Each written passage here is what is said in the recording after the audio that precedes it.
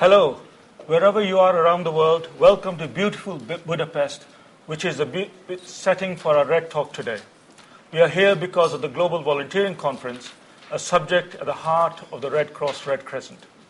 This conference is a joint enterprise of the International Federation of Red Cross and Red Crescent Societies with our partners at the United Nations Volunteers and in association with IAVE, the International Association for Volunteer Effort. I am Mukesh Kapila, and it is with great pleasure that I introduce my special guest, Dr. Masooda Bano. She is a research fellow at the University of Oxford with particular interest in developmental processes and outcomes. She has studied and written extensively in the subject and is not averse, given sufficient provocation, to wade into muddied or troubled waters. She advises important donors on their international aid policies, but the question is, are the donors open to listening to her? We will find out. Masooda, welcome to RedTalk. Thank you. Masooda, if I may tempt you to start with, perhaps you made a career out of development, as have I, whether you would be tempted to bite the hand that feeds you, and some of us. To quote Dambisa Moyo, aid comes from the West, and it's up to the West to take it away. Would you agree? That's a tough question, huh? But in my view, no. I'll take a very clear position on that. Because when you give, there's always a relationship. Giving and receiving is a relationship. And you cannot talk about a global world or a global community without the donor feeling some responsibility towards the recipient. So any decision about whether you withdraw aid also has to be in practice by mutual consensus. Yes, in principle, anybody can withdraw aid. The donor, the West can withdraw aid. But practically, in today's globalized world, that's just not a practical option. You can't have one part of the world failing and the other developing, and all developed, and the developed not feeling the pinch that the developing is feeling. So it's for mutual good. They can't do it alone. That sounds very reasonable and very diplomatic of you. But let me press you a little bit more. How did you get into the research that you are doing, and where did you discover the topic of volunteering in the context of your development research and practice? Actually, for that, we go back all the way to 1996. I was fresh out of university in Pakistan, and Dr. Mehboob Haq, I think, which a lot of people know in the development community, who's associated with the launching of the Human Development Reports globally, he had just returned to Pakistan. He was a Pakistani, and he was looking for young researchers because he was setting up a center on human development in Pakistan. So he ended up recruiting me as one of the researchers, and he was very passionate. He had seen Grameen Bank in Bangladesh, those kind of models, BRAC and all these models. And he was very passionate and he had a great faith in contribution of the civil society in development.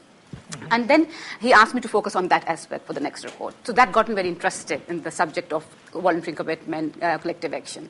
Then I went to Cambridge for my MPhil in development studies, studied a lot about NGOs, came back. And the main basis for this research comes from my time back in Pakistan for a year before I went to Oxford for further research, which was this, that in that 1 year I worked in 2000, I was working a lot in the field in Pakistan with some international organizations. And I was building projects which involved NGOs. And what I discovered in that period was that donor aid has led to rise of a parallel structure. So here in Pakistan, we have a vibrant civil society, traditional sector, with a lot of volunteers. But here is a donor-led NGO sector, which is huge in terms of money, but has no members. So that got me very interested in this topic, and I moved on to Oxford for research. You mentioned Cambridge and Oxford, and coming down from the ivory towers of Cambridge and Oxford to volunteering at the community level. Some would say that some might be skeptical of that.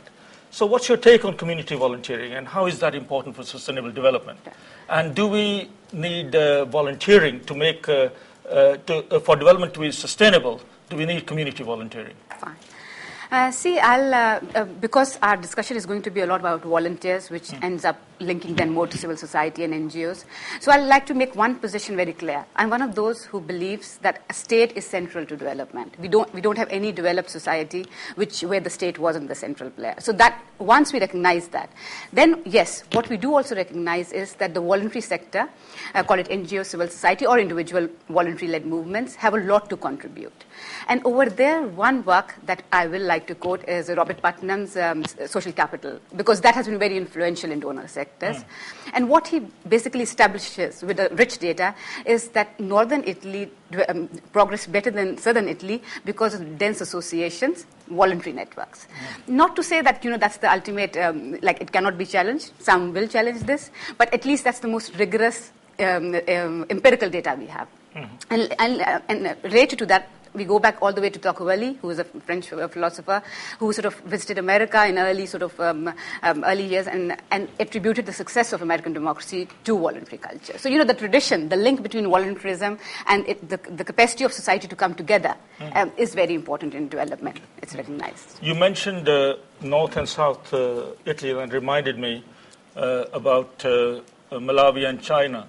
30 years ago, Malawi was richer and had a higher per capita income than China. And look at the difference between the two of them. What happened? I think that's one of your tough questions, I would say. But China, again, you cannot understand China without the state role over there. I know less about Malawi, I must admit. But China, again, is a classic example of where state, a very center, and a powerful state, and in a very questionable way in terms of human rights. But in terms of providing basic needs, education and all, it has been one of those very good models, let's put it that way, in terms of providing the basic education and spreading that and then leading to employment. So again, like I can defend myself with my previous question, which is this, that state is important. I'm not belittling the role of the state. Okay. Well, maybe one of the things that got complicated when you add to the mix is aid. And would you say that Malawi got maybe too much aid and its impact, therefore, on development was negative? So my question, I guess, is what's the impact of aid on voluntary spirit and cooperation within communities which have traditionally a long tradition of collective action? See, what we are seeing is that that aid coming in, especially coming to the civil society or voluntary sector. One thing I like to note here is that a lot of you in the development community might already know that almost 30% of development aid today is going through NGOs and civil society. So it's a major chunk of aid, and it's a shift that has gradually come since 1980s onwards. So it's a big chunk of money, and what we are seeing in the developing world, and it's not just my work, not just Pakistan, and I now myself do research in many other countries, but a lot of other research on NGOs, which is showing that aid is actually leading to civic organizations with no members. And, and that's a big irony, that how can you talk about civil society, social capital that Putnam documented, or Tocqueville, the civil society talked about in America. It was all about voluntary organizations. It wasn't about paid staff running these big NGOs. So something has gone wrong in terms of the incentives that aid is providing in these countries. Okay.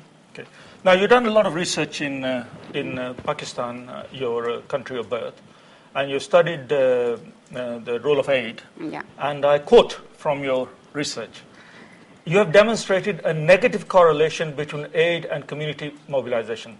That's grand jargon. Maybe you can demystify it and tell us what you mean. Fine, I'll tell you. See, basically what I did, because this article is already out and then have a book forthcoming with Stanford University Press. Basically what I show in this is quite extensive research across Pakistan, and it draws on two methods. One is a survey where I compare organizations, some of the leading NGOs in Pakistan. When I use the term NGOs, for me it implies those taking development aid from abroad. And I compare them with traditional voluntary organizations. ED Foundation in Pakistan is a classic example, who do not rely on Western aid, but mobilize local donations. And what I find, I'll sum it up quickly because of time shortage, is this, that the ironical part is that all those which don't take aid have rich, dense voluntary structures, membership structures. People who donate time, people who donate money on regular basis, part-time basis, they donate their time. I mean, you have professional doctors in Pakistan giving free time to these organizations. But on the other hand, these NGO-led, Western-funded organizations have no members. I mean, Aga Khan Foundation, I'd like to mention, is an exception, but that's a very complex organization. That's partly a faith-driven organization, an international organization. But otherwise, that's the result.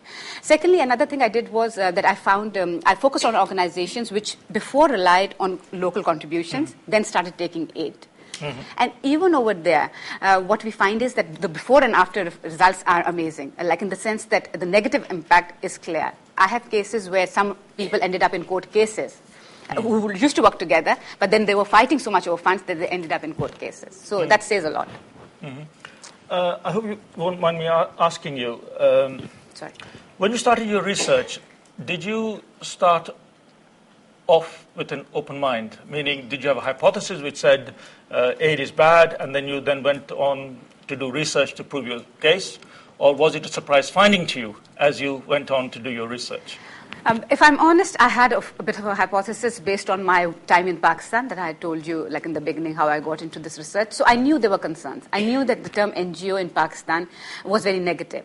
But yes, what I wanted to do was, as an honest researcher, go back and see if I do a rigorous study. Can I uphold that analysis, or is it that I was biased when I was in the field? So first of all, in my study, I did a rigorous analysis of can I uphold my findings? And then I carried on to understand, which was new to me, why we have that kind of an impact.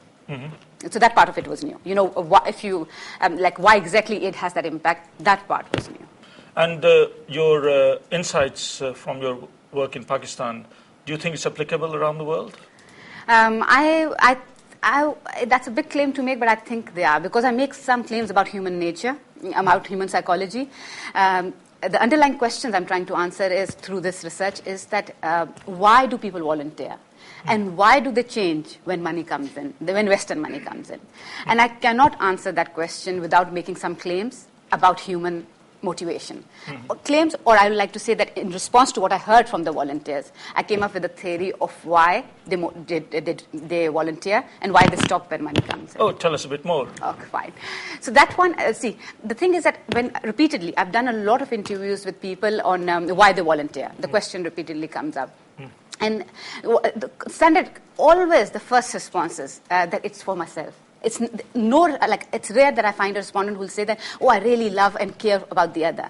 So it's always about, it's because it's a religious belief. Like in the Pakistani society, a lot of them will attribute it to their Muslim faith because Islam places a lot of emphasis on giving of time, giving of money. So it's either because of love of God, or it's because, doing some of this work brings social recognition, respect. Not that they're seeking that, but, that happens, that comes with it. Or if you're even a Marxist worker, forget about religion. I've had a lot of respondents like that. You believe in that. So that's what brings excitement to life, to run these movements, to volunteer, to work. So the thing is that when donor money comes in, when you become a paid staff member, we can all imagine ourselves in that. You are being paid for that money. You become a professional. You can no longer draw the same inner satisfaction, what we call in academic world intrinsic motivation, where the pleasure is inner. So you compromise that when you become a professional, because then it's a duty. You report to somebody who's paying you. And in the long term, the two motivations do not coexist. You the material one crowds out the internal. It's not to say that the person becomes selfish. I'm not saying that. Actually, in fact, I think what is wrong in policy is to assume that some people are just nice people and they'll volunteer. The other, others are meant to be professional. I counter that. In fact, I think we all have it within us, the good and the bad. And it's the issue is what motivates, how we balance it. And the current aid incentive, I think, bring out the material side rather than bringing out the collective side, the altruistic side. And I think that's where the problem is, the wrong incentives. This morning at this conference, there was a debate around Haiti. And you heard that in the aftermath of the Haiti earthquake, there was a lot of volunteers mobilized by the Haitian Red Cross and other voluntary organizations. And when they were put to task, a lot of money was also poured in. And there was a debate on whether volunteers should be paid. After all, what was needed in Haiti at the time, and maybe still, is jobs to be created so people can look after themselves and help themselves. So where would you stand on that? I know you have problems with that. But tell us how, if you were the program manager in Haiti, what would you do? I will tell you one thing. I mean, again, of course, with due respect for the team in Haiti and the work they're doing, one thing that, fine, I was not in Haiti, but I can tell you one place where I've done quite a bit of work after post-relief work in Pakistan after the big earthquake we had like mid-2000, like 2005. And over there, eventually what you find is that you need, when there's an emergency relief work, you need local workers. But in most cases, I think the donor, it's a bias to assume that there's nothing local which is workable. The assumption that there was nothing, they landed and there was nothing. I think it's a failure on the part of the international community, because even in Pakistan, the most effective immediate relief came from the mosque-based movements, because they're in that community. They have natural networks. People had to gather for the prayer again. So there are always some central networks which are very important. In the long term, the most effective work in Pakistan post-earthquake happened through them. So in Haiti, I am not there, I haven't done research there, but the first question I raise is, why doesn't the international community, the humanitarian organizations who routinely do relief work, make a list of local networks? They are mosque-based, they are church-based, they are relief organizations. ED again in Pakistan, they have natural volunteers network. Why can't they get in touch with them? Why do they land and they say we don't know anything? What are their offices for, the national offices? So first of all, I have challenged at that level. But secondly, more fundamental issue. You cannot, I have it gets me really passionate when, and a project like that, like in terms of my critique, because, see, there's a fundamental problem. Are you a humanitarian organization, or are you an employment agency? If you are an employment agency, first of all, you're not that, because then let the employment agencies do it, or ILO do it. Why are you needed? They should be better at it. After all, there should be division of labor. But secondly, that's more like a side remark. The main issue is that if you are interested in creating jobs, is it realistic? How many jobs can you create? Will that solve the problem? And most fundamentally, the biggest problem I find with that is this, which the presenter already noted. You create friction within society. You randomly pick the French speaker and the English speaker who could communicate with you. That's what they told us. In fact, there might be the elites of that society, because they are the ones who could speak the foreign language. The locals could not. So you pick them, you start paying them salaries, you make it very comfortable for their immediate families, and no wonder, as they recorded, they noted in the presentation, that they were, people started beating these volunteers up. They started attacking the Red Crescent sort of building. So is that the development you want? You want I think it's established fact, no volunteer can change world on his own. Okay. It's Gandhi or anybody. They have to mobilize others. And if you are creating volunteers who are hated by others, what kind of community will they build? So I have a major problem with what's happening, what I heard today in Haiti. I hope listeners online will have heard what we just said, and we're looking forward to your questions later on exactly that point. What would you do on the ground specifically? But let me turn to another theme. You live just down the road from DFID, and you advise them and other major donors. So far, your critique has been around the receiving part, if I may put it that way. See, why do you think donors behave the way they do? And with all this evidence and research and insights and such like, how is it that they are driving the world down, in your words, a wrong path? I'll say my own personal experience is that no staff member, a senior staff member in a donor agency differs with my analysis when I discuss with them. They'll all say, oh, yes, we understand that. But when it comes to implementing the project, the next project is exactly the same. Like you say, why is the change not coming? And over there, my experience now makes me feel that 2-3 things. The first thing, ironically, is the ego of the donor. The bigger the donor, the bigger the push to show that I have delivered certain large volumes of fund to the other side. And the pressure to transfer those funds, to ensure you have used those funds, lead to a pressure at times to commit to projects knowing that they might be setting artificial targets. So I think it's this push to take credit that, we could deliver, and, we could deliver that much funds. That is one problem. Second, at a very mundane, routine level, a lot of your projects, that applies more to development projects than relief. Most of your staff comes for 2 or 3 years. There's a rotation. For various reasons, they justify it. And repeatedly, I've seen in the field, they come, even if they're very committed staff, foreign staff, by the time they build a project, it's already 1.5 years. By the time the project sort of really shows to comes to some desirable level, they're about to leave. And the next officer might not be interested in that project because he might want to start something that he's passionate about. So this rotation itself is a big challenge because within the organization, the memory gets lost. There are huge files. I have that experience because you document a lot. Increasingly, donors want to document more. It means huge files, like emails and emails accumulating. The new staff member is going to come and create new files. So does he have the time to read all of that while everything on, the shift happens? So there are a lot of very practical, functional problems at the donor delivery level. So I'm wondering, how much of what you say critically is about aid or about the aid system? The world, there's a great division between rich and poor. We live in a divided world where a small minority have a lot of wealth. And the question of resource transfer to enable those who don't to have a little bit more. I am wondering whether aid is at fault or the way we give aid. I think, no, I completely agree with the second, which is that it's the problem the way we give it. I must say that a few years ago, when I was really immersed in the study, I had come to a point, my cynicism had come to a point where I had said that maybe aid is absolutely bad, because whether given to the government or NGOs, it corrupts. But then I think that's eventually it's an easy way of letting the Western part off the hook, because, give no money, it's problematic. Well, I think clearly there are ways to improve. The things that need to be adjusted are very small. They require a shift in mind. That's what it requires. So I think the pressure has to be there to deliver aid effectively, because mechanisms can be developed. That's what I believe. The more I engage with donors. Right. So the issue is not with just money coming in, it's the way it's coming in. Yeah. And that has to change.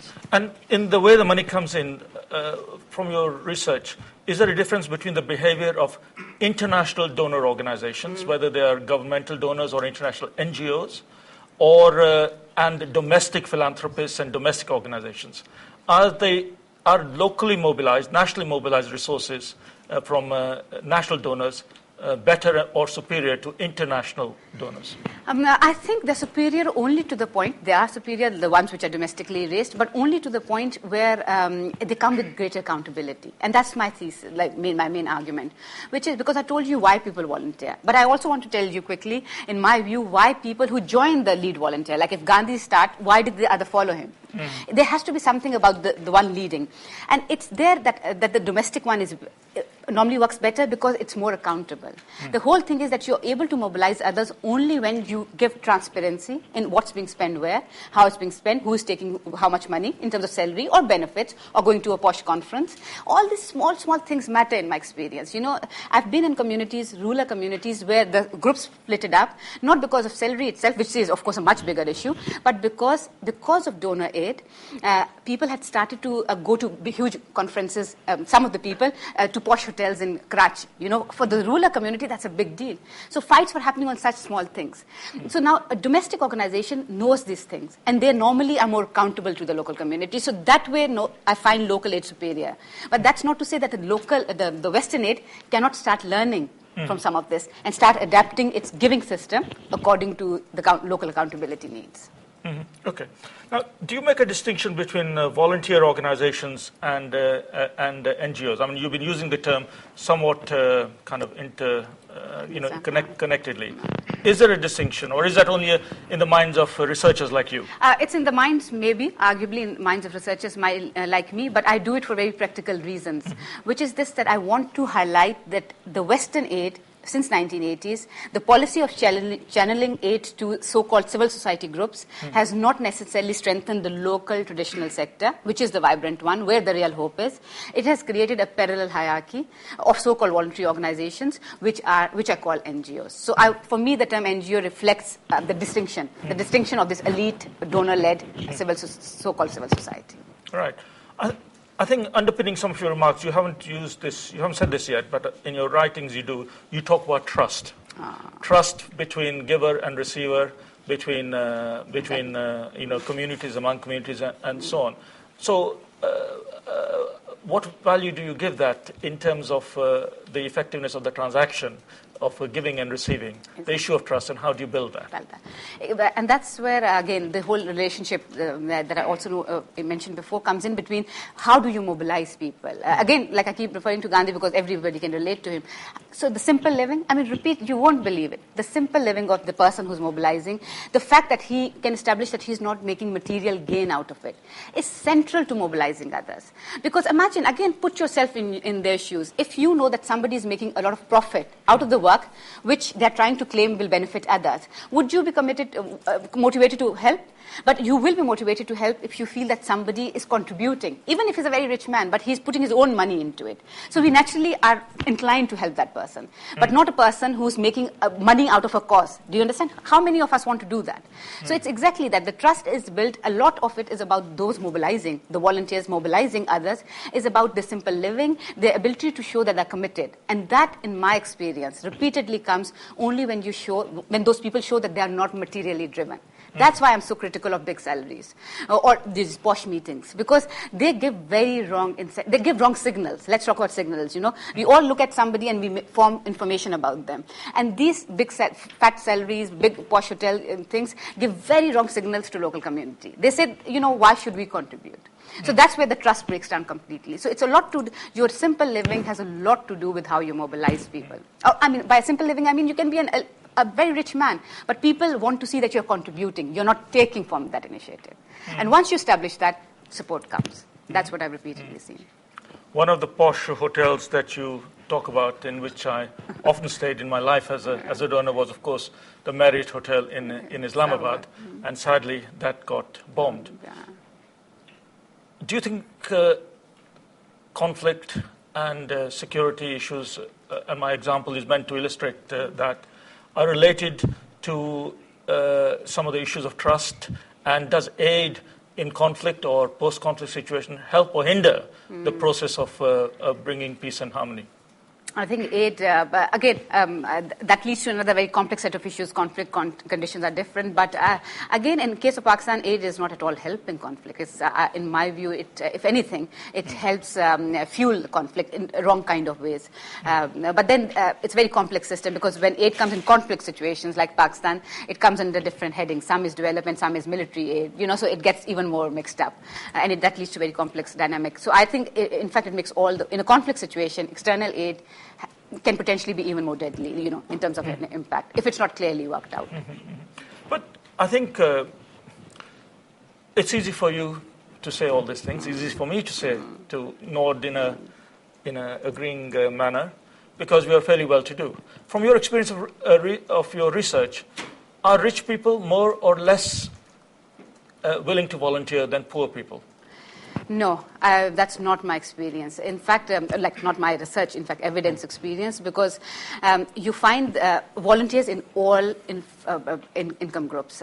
You'll go to the most poorest community and you'll find some people volunteering there. And you'll go to some most affluent communities, and like I said, very professional surgeons, doctors I know in Pakistan, who volunteer a bit of their time. Of course, they cannot volunteer all their time, but they volunteer a bit of their time to a clinic, free clinic or something.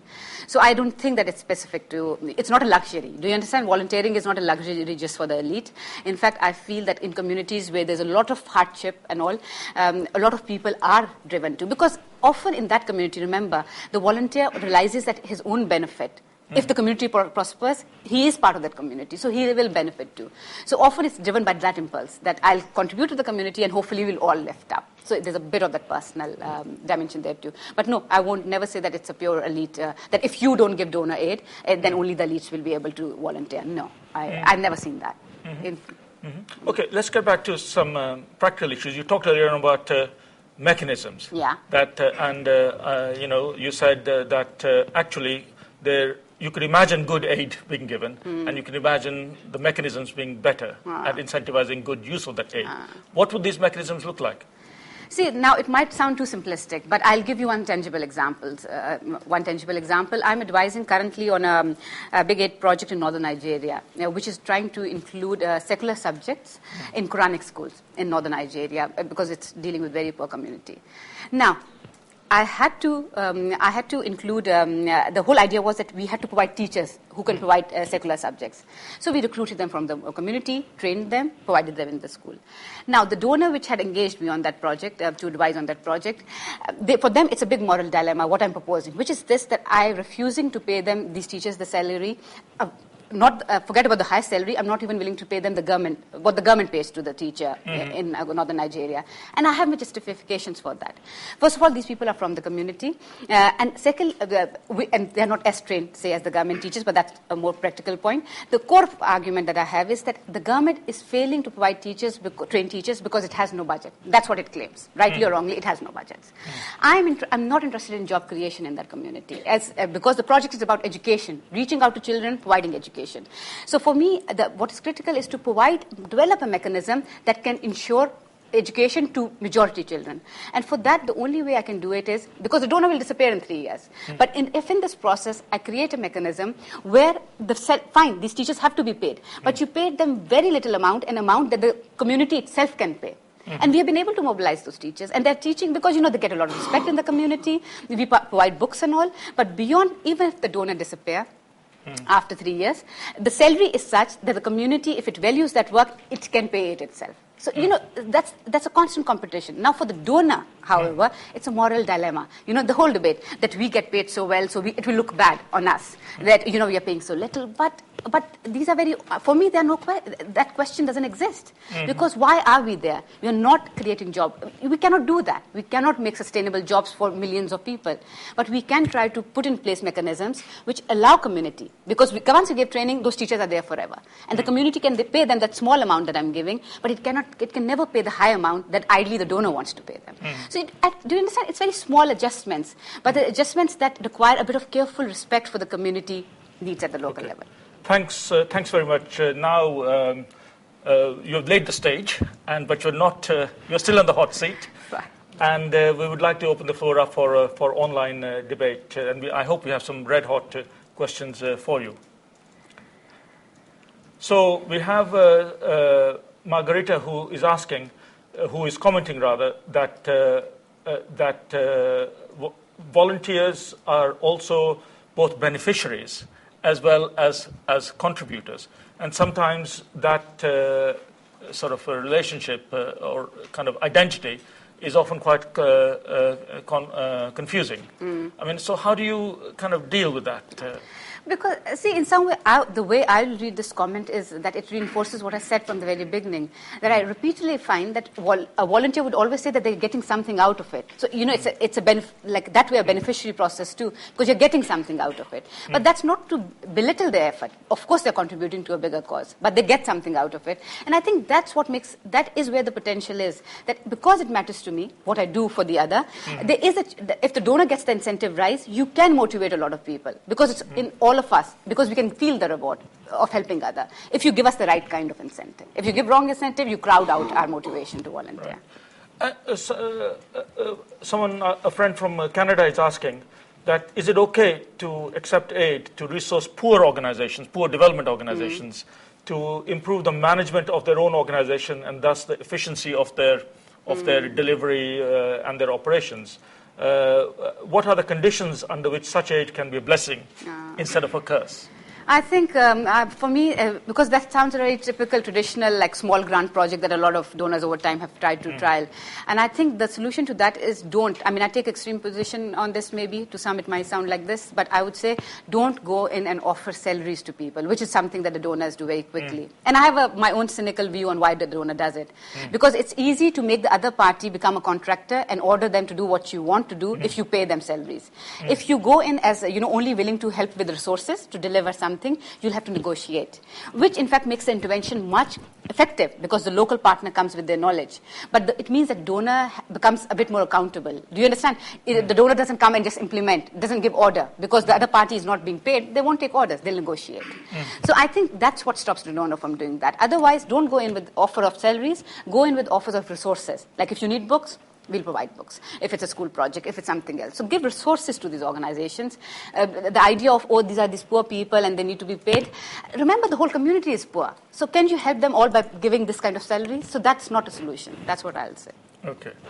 I think, in all fairness, I should quote from a listener who says, I have volunteered for 17 years, and this year I got a paid job in a charity doing the same task. I don't agree that being paid affects my love and commitment to what I do, because it's even better because I can now give all my time and efforts. Yeah. So what do you say to that? See, there's a lot of different contexts. First of all, I mean, how do you, somebody who's benefiting from that, like do you understand, in a position, he or she, whoever that person is, it's a slightly tricky one because they are now benefiting from being in an organization. So what evidence do we have that they are still doing the same kind of voluntary work they were doing before? Because our concern is not that. I'm not saying that, if I'm committed to voluntary work, if I get paid like a job, that, I won't do the project. If the project is humanitarian, of course, I'm still doing something humanitarian. Right. But I'm still doing that free work that I was doing before. That's our concern, and I don't think that continues. So the answer to him or her is: are you doing the same thing that you were? Like, are you still doing that voluntary work that you were doing, or are you writing reports that the donor wants you, your employer wants you to write? Yeah, but it's okay for him to get a job in a. Of course, do you understand what I'm saying? Like, of course, we all have. In fact, the best volunteer, if you look at it often, I don't want to sound biased, but the most effective volunteers are often people who have very good jobs, who are very content internally. Do you understand? Because they're earning from somewhere else. The work they do, the voluntary work they do, is not their source of employment. As soon as you make your committed ideological work your source of employment, that's where the problem begins. So I give charity somewhere else, I become a volunteer somewhere else, but I'm doing my job, I'm earning a living. So I think that's very, you have to live. I'm not saying that you become a volunteer and live a humble life, not at all. But you have to live off well, in fact, to contribute effectively somewhere else. You talked earlier on about accountability, and one listener is asking, what would you do about accountability for donors? If through human nurture resources are driving behavior, and human nature is, as you say it is, then those who are responsible for driving human nature down paths which are not maybe most helpful, what can be done about that? See, I think it's not an easy thing. That's the biggest thing. I mean, because that's why I gave up being a donor. Because in some way, because that's what we are realizing, even in some of your questions, the issues that came up, that a lot of these issues that we're talking about, it's not that the senior donor staff don't know it. A lot of them themselves have done PhDs in research in many of these issues. So it's not that they don't know. The issue is there the willingness to make aid more effective. So first of all, it's a bigger issue. In Pakistan, for example, again, a very specific country, because of this whole issue of Western interest in Pakistan for strategic reasons, Afghanistan, Taliban, aid has a very twisted interest right now. The donor wants to do education, but it will negotiate something else with the government just because it wants access in Pakistan. Do you understand? So that's the thing. Is the willingness there to correct? If the willingness is there, I think a lot can be done. One basic thing I would say, the beginning one, is we have to get rid of these short-term projects, like 1 year, 2 year development projects. They lead nowhere. I think we have to go towards longer-term projects.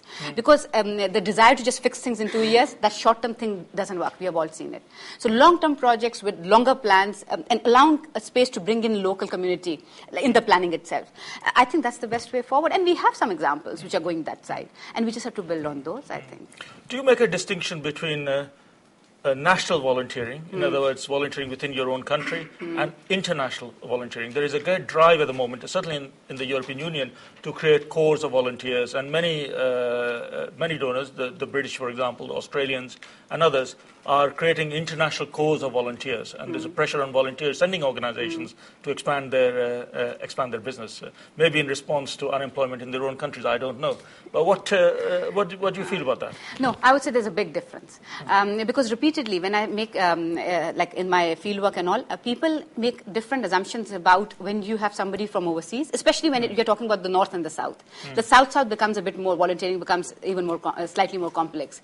In my experience, if it's a Western person, people don't mind what they are being paid, whether they're coming as a so-called volunteer or coming through, say, a DPhil posting or anything.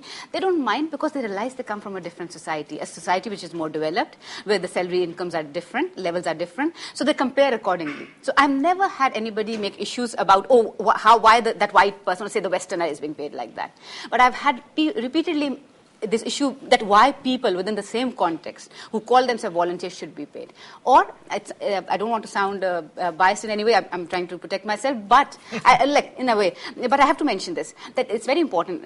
South-South volunteering has a very different dynamic. I know in Pakistan, when VSO, this British organization, started sending South-South, like Kenyan volunteers, other volunteers, people were not that tolerant. Do you understand? Because the West is different. Because they think the salaries there are different. The image of the West is more developed. So there the high salaries are justified. But if somebody is coming from Philippines, in which in their mind necessarily is not that developed, like I'm talking about their psyche, then their question is raised, why should he be paid? So do you understand? It's a constant calculation where they justify, in some contexts they justify, in others not. So I think the global volunteering has to be quite careful. But the North-South, I think, is quite straightforward. I've never had somebody object the Western volunteer of staff being paid in the higher, because they say that's a different reality. They live in a different context. They've come. But let me go back to your earlier interesting point about South-South volunteering and North-South volunteering. Are you saying that the volunteers from one southern country, from one developing country to another developing country, are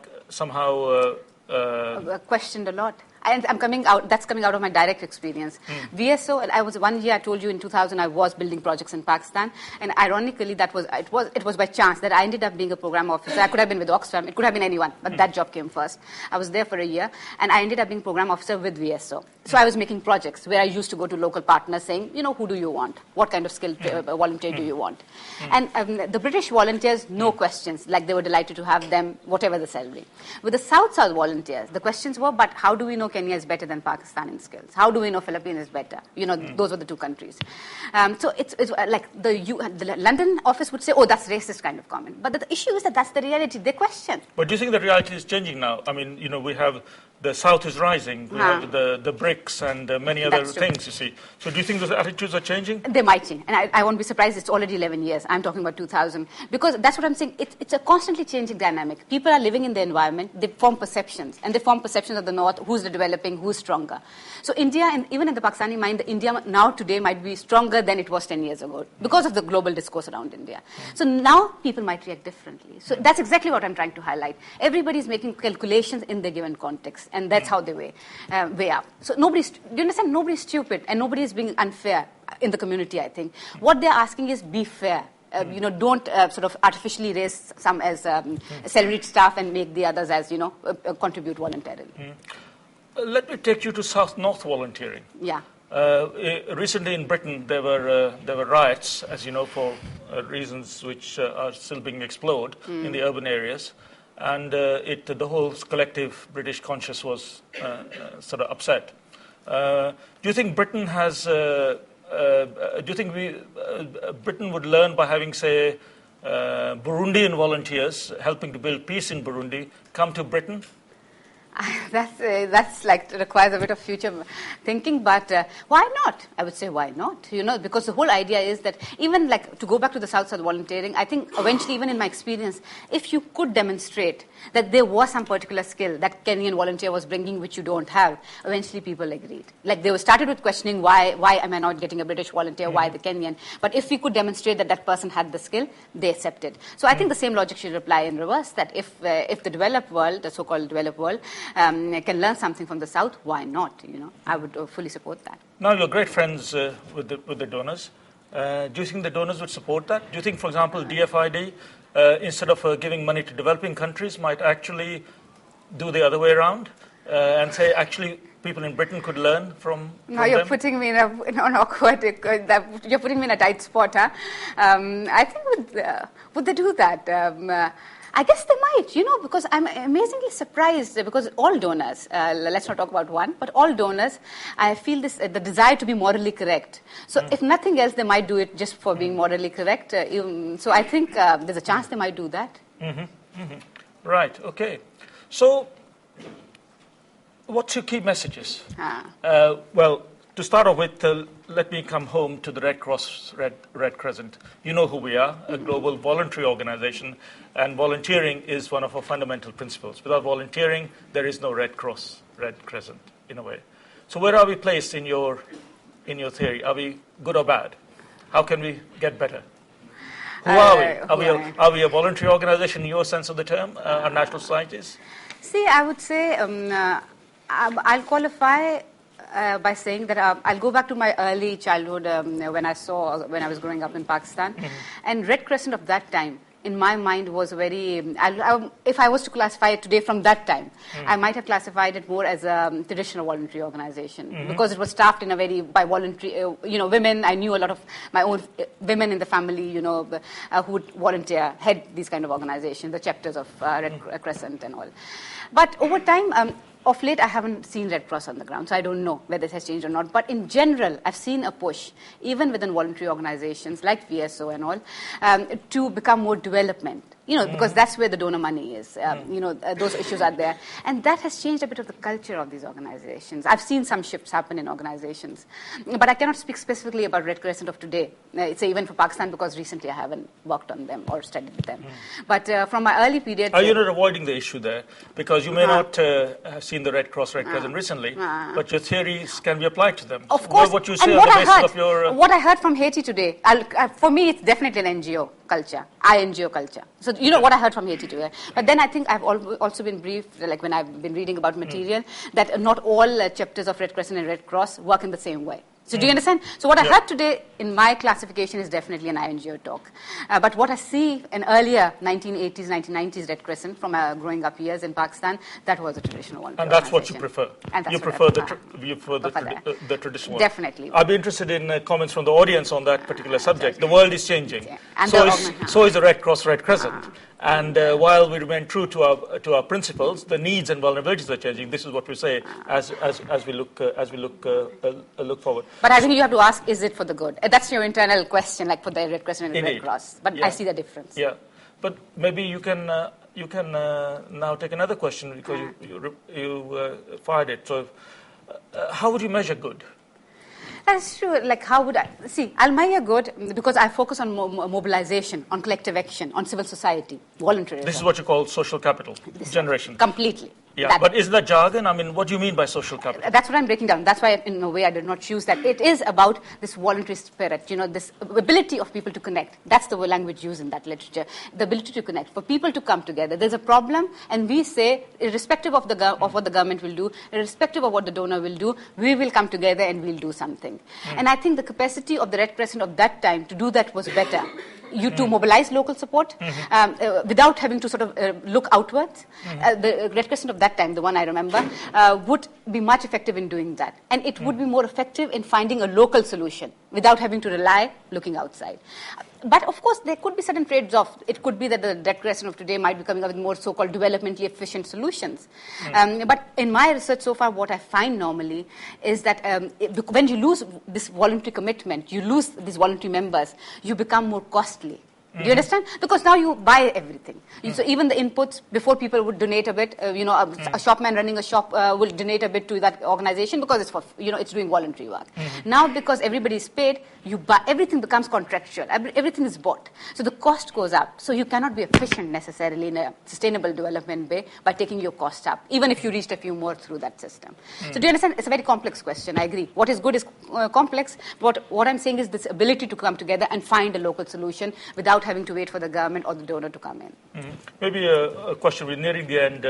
How do you respond to the effectiveness of aid challenge? I think aid has got a bad name recently, and it's very important that there's no misunderstanding about it also, but the questions about aid that are given it a bad name are about its effectiveness. It's linked to corruption, it's linked to too much money going to consultants, maybe your posh hotels you were saying earlier, and worse than that, linked to terror acts and so on in the minds of some. I don't know what the evidence is for that. How do we regain trust in aid? See, these are big questions. How do we you are a big researcher. No, thanks for saying that, but no, the answers aren't easy. But I think it goes together. It goes at multiple levels. There's no easy answer, and we have to work at the donor level. These Paris declarations, those kind of things about aid alignment, all of that, those things have to become a reality. The problem is a lot of good things that need to be done, we know. But again, like Paris declarations motivating all donors to work together in all sectors, align their targets and their resources, you go go to the ground, like I had to do this fast-track study for Pakistan, all sectors in education still working and all donors working in different directions. So, that alignment isn't happening. So, first of all, at the donor level, there's a lot of work that needs to be done. But also, I think, so one thing is just to get their focus right. But the second is, I think, what we have learned from a lot of good experiences, which happened irrespective of aid. Orangi pilot project in Pakistan, led by Akhtar Hamid Khan, a brilliant sanitation, community-led model, hardly draws on any development aid, does it locally. Grameen Bank, I mean, with time, some of them moved towards donor aid, but before that they started locally, Seva in India and all. So what we have learned from them is that you have to rely a lot on local initiative. Learn from the people, because often I have actually come to believe, even based on my experience in northern Nigeria, where I've designed intervention, that if that intervention succeeds, in the long term, what was my contribution? I was the TA, and I was paid for it, of course, quite heavily. But as a TA, you go in and you advise. But my contribution was to sympathize to the local community, to have that sense, intelligence, that what are the local needs and what are the local solutions that the community is telling me. And can I make that a reality? So a lot of the solutions that I propose in the end, and if they are effective in the long term, came on ensuring that I tap into local knowledge. It wasn't a knowledge that I completely imported from somewhere. I used my knowledge from other places, but adapted it. So I think that it has to happen on multiple levels. I think your passion for the voluntary approach comes over through, and it's very, very inspiring. Unfortunately, we're coming to the end of it, but lots of comments online. I'm sure the conversation can continue online, but I would like to now to very much thank you. And as we were speaking about passion, maybe I can use the words that I think one of our fellow speakers was using in this international conference when he said, help with your passion so the helping will become your passion. So thank you very much, Masooda, for joining us, and goodbye from Budapest from the Global Volunteering Conference. Thank you.